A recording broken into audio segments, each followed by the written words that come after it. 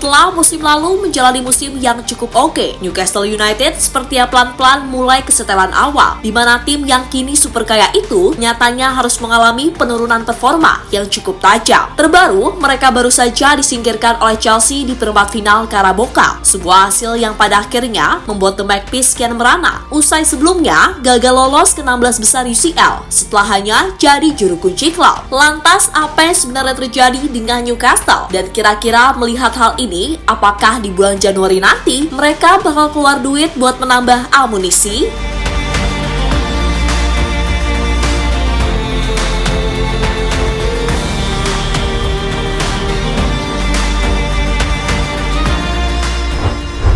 Duel dua tim pesakitan terjadi di perempat final Carabao Cup, di mana Chelsea menjamu Newcastle di Stamford Bridge. Jelas kedua tim sama-sama ingin meraih hasil maksimal untuk melaju ke semifinal, sekaligus membuka asa meraih minimal 1 gelar musim ini. Untuk itu, baik Chelsea ataupun Newcastle sama-sama menurunkan skuad terbaik mereka masing-masing.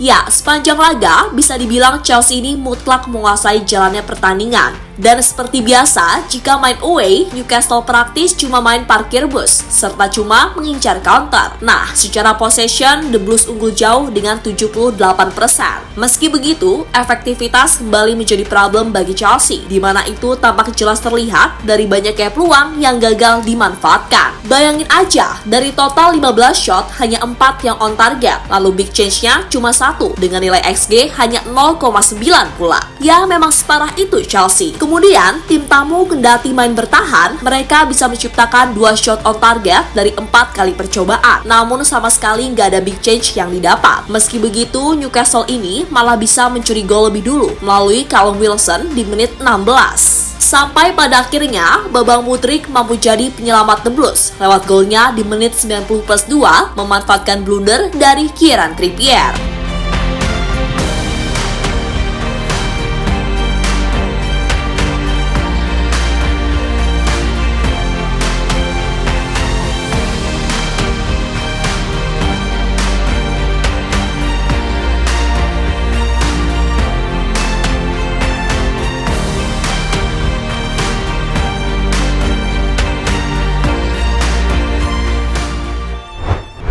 Ya, setelah tangtung-tangtung di masa perpanjangan, pada akhirnya Chelsea mampu menang adu penalti dengan skor 4-2. Usai 2 penendang Newcastle yakni Matt Ritchie dan Trippier gagal. Nah, khusus buat Trippier, jelas ini menjadi hari yang begitu apes baginya. Udah blunder yang berujung gol, pas adu penalti gagal pula. Wah, kalau di negeri Wakanda, pasti abis tuh dikata-katain sana-sini.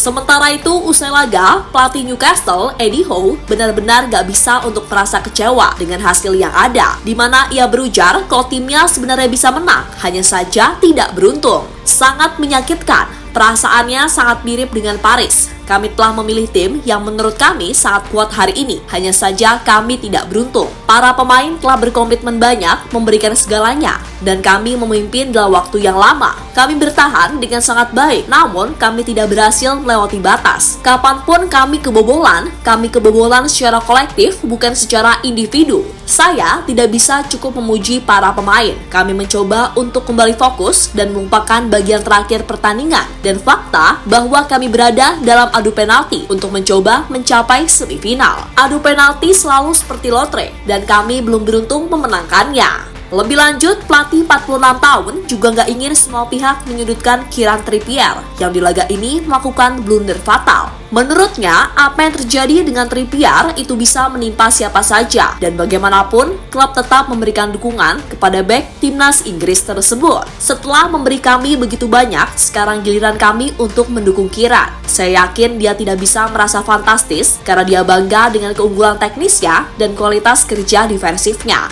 Dia telah menjadi pemain yang transformatif bagi kami dan telah menyatukan ruang ganti. Dia telah menjadi jantung dari penampilan kami.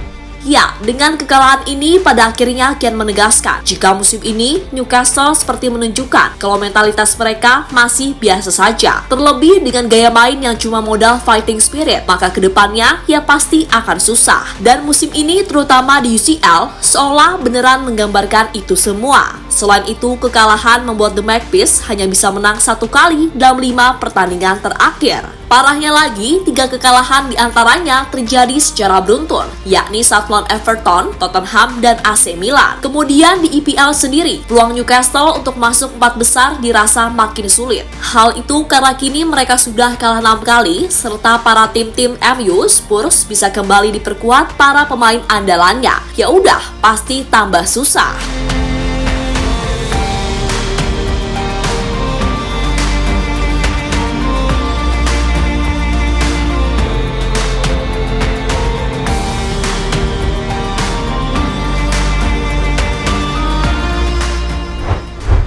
Di sisi lain, bagi Chelsea sendiri, kemenangan ini dirasa amat sangat penting untuk menaikkan moral mereka sekaligus membuka asa minimal meraih 1 trofi musim ini. Sebab bagaimanapun, performa The Blues musim ini juga masih nggak jauh beda seperti musim lalu. Di EPL, mereka masih tertahan di posisi 10. Lalu di 5 pertandingan terakhir, The Blues ini menang 2 kali, kalah 2 kali, dan imbang sekali. Untuk itu, masih banyak PR yang harus dibenahi Pochettino ke depan.